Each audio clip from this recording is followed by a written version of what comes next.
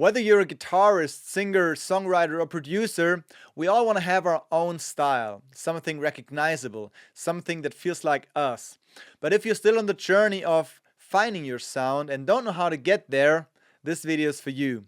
I'll share my own journey, the players who influenced me, and how my own style emerged over the years. So stick around and let's dive in.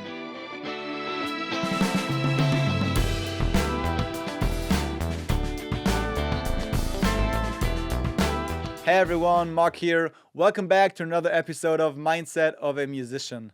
This week's topic is how to find your own style. And to me, this came very naturally over the years. I wasn't sitting down trying to become original. I was simply playing what attracted me, what interested me, and following my curiosity. So I think most of us want to sound original, but of course, no one starts original. We all start by imitating what attracts us the most, our favorite players, our favorite records, and the sounds that make us want to pick up the instrument in the first place. And through a lot of copying, experimenting, and discovering new music, our own voice and our own style begins to emerge. So let's start with why copying is so important. I'm going to share my story through guitar, but the same thing happened with my songwriting and my singing. So I started playing guitar when I was 12 years old. And I very vividly remember the moment when we were in the car and they played Boulevard of Broken Dreams on the radio. I knew I wanted to learn how to play that. And me and my dad listened to a lot of 70s and 80s rock and pop music. So I'd already grown up listening to bands like the Eagles, Tom Petty and the Heartbreakers, Fleetwood Mac, Deep Purple, Led Zeppelin, some Hendrix, and many others were on the mixtapes we listened to in the car. But the moment I learned the chords for Boulevard of Broken Dreams and I could play that, that was the moment my parents eventually bought me my first electric guitar. So that's when I became obsessed with Green Day. And I bought every CD they had released up to that point. I think it was American Idiot, and I learned to play every single song by heart. So power chords became my entire personality.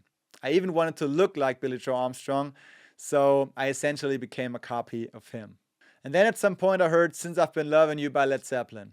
I think my dad bought the live DVD with the desert on it, and when I heard that I was just really blown away. So suddenly I wanted to know how to play solos, how pentatonic scales work, how improvising works, what expressive lead guitar is. And even though I had no clue what I was doing, I somehow figured it out. So the next big obsession wasn't actually Jimmy Page, it was Ritchie Blackmore. I think my dad had another tape laying around and I played it back. The first song was Burn, then came Speed King and Child in Time.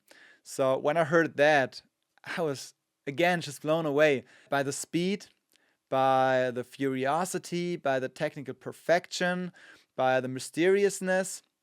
And again, I went all in. First Deep Purple, then Rainbow.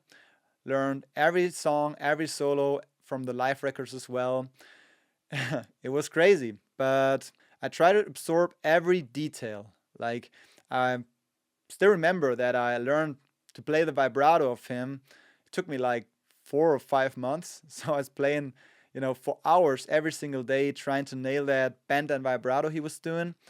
And I think my parents went crazy, but I finally nailed it. And I was just obsessed. And yes, I became another copy. And then came Rory Gallagher. I discovered him, ironically, through a guitar magazine that had Boulevard of Broken Dreams in it. And they also had a transcription of Moonchild in it. And I think I was just curious who that guy with the long hair and the better strat is. And I listened to the song, and again, I was completely obsessed. And that's when probably my longest copy phase began. Through Rory, I discovered blues, jazz, slide guitar, pinch harmonics, and a much more fearless approach to improvisation, because his playing was raw, wild, human, and he just wasn't afraid of mistakes, and that's what attracted me so much. So once again, I learned everything I could.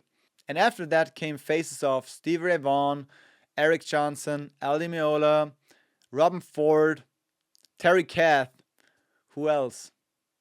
Charlie Parker, yeah, the jazz guys, Miles Davis, Wes Montgomery, and many more. So all of this took years, years of learning songs, transcribing solos, trying to understand phrasing, tone, articulation, and musical language. And looking back, I was basically just copying people. But that's exactly the point, because copying isn't the opposite of finding your style. Copying is, I think, the only way that leads you there. So copy as many players, genres, and musical languages as you possibly can, because eventually those influences become your vocabulary. And that leads us perfectly into the next chapter. All the influences I mentioned in the first chapter unknowingly became my musical vocabulary. So when my brother, who plays keys, and I started playing together, we naturally began covering songs that we loved. So when we played Deep Purple songs, we also learned the live improvisations of Blackmore and John Lord.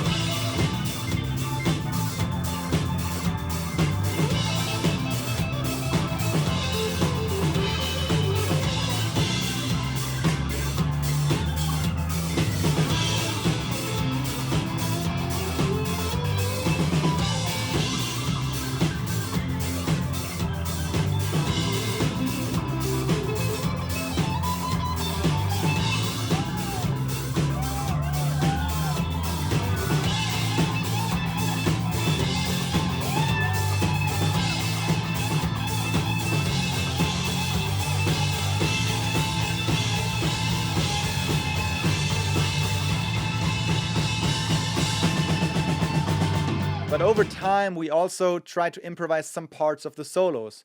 The same thing happened with Rory Gallagher. I still remember the moment when I thought, when Rory's improvising everything, why am I copying his improvisation? I should be improvising on my own. And that was a key moment for me, because suddenly I was left with a blank canvas. I could play whatever I wanted to play. And it was a lot of trial and error, but it made me stand on my own feet musically. At first, that mostly meant recycling licks that I learned from my heroes, but gradually those influences started blending together. So at that time, my playing was probably a mixture of Blackmore, Gallagher, and some jazz vocabulary that I've learned from standards. And around the same time, I also started writing songs. So that was the perfect opportunity to slowly learn how to stand on my own feet musically. So all those influences became a vocabulary I could use in different musical situations. And looking back, I think that's incredibly important, because if I had stayed attached to just one player, I would have probably remained a copy of Blackmore or Gallagher. So only when I started branching out into different players, styles, and genres, my own style slowly started to emerge. And I don't think that process ever ends, because every musician, song, or sound that keeps inspiring me to pick up the guitar and learn something new continues to shape my playing. So your style is something that keeps evolving through the things you explore, imitate, and absorb. So now let's talk about personality and why you shouldn't hide it. This chapter might not resonate with everyone, but it's something that I've reflected a lot in my journey as a musician. So as I've mentioned before, I didn't just copy the playing of my guitar heroes, I copied the look as well. And I think there was a reason for that. I would consider myself a rather introverted person.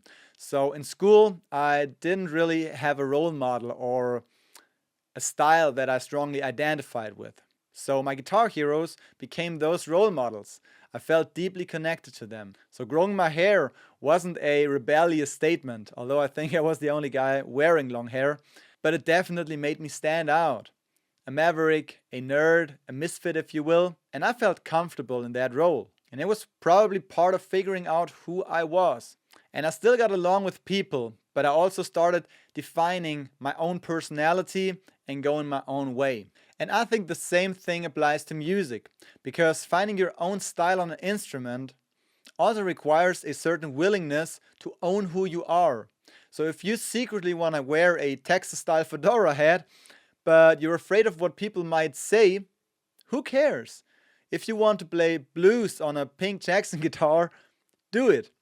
Because identity doesn't just exist in your playing, it also exists in how you carry yourself, how you express yourself. And at some point, you have to stop hiding behind your heroes. Take the inspiration, keep what genuinely excites you, and slowly learn to walk your own path. So now let's talk about how your style eventually starts to emerge. Looking back, there are a few things that really helped me develop my own style. Copy as much as you can. Songs, solos, also the tone, dynamics, and phrasing, not just the notes. And when you copy something, really try to understand it. Try to nail the tone, the feel, the vibrato, the timing, the tiny details that actually make somebody sound like themselves. And dive into your heroes' influences too, because sooner or later you'll find out that your favorite players didn't invent their own playing out of nowhere either. And start improvising as early as you can. And if your own voice doesn't emerge naturally yet, that's okay. Just mix things up, different styles, techniques, genres, and musical worlds. Experiment. And keep learning new things. Always be a student. Let your personality evolve together with your playing. And most importantly, don't rush the process. Because this is a short video, but developing my own style took years and thousands of practice hours. And honestly, I think that process never really stops. So I hope this video was helpful to you. If it was, please leave a like and subscribe to the channel. And if you want to dive deeper into topics like this, please join me in my Mindset Monday newsletter. Link is in the description. So thanks so much for watching and see you in the next one.